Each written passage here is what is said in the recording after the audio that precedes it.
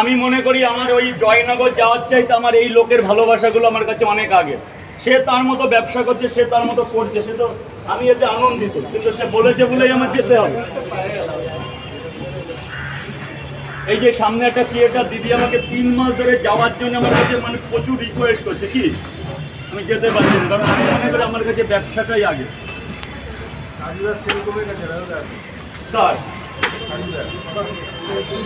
কোনো ব্যাপার না, ব্যবসা করতে গেলে আপ ডাউন হবে। শুনুন, আমি একটা সময় 50টা পরোটা বিক্রি করতাম এই কলকাতায়, আমি যখন আমি পড়াশোনা ছেড়ে পরোটা, অতএব ধৈর্য ধরতে হবে, 100 বার হবে।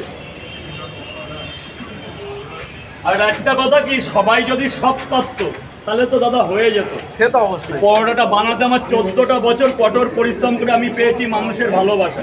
ওই একদিন গিয়ে একদিন পেছনে দাঁড়িয়ে লোকের কাছে ইয়ে হয়ে ওসব টেকে না বেশি দিন, ওসব ক্ষণিকের জন্য। স্যার 100 টাকা স্যার প্লিজ।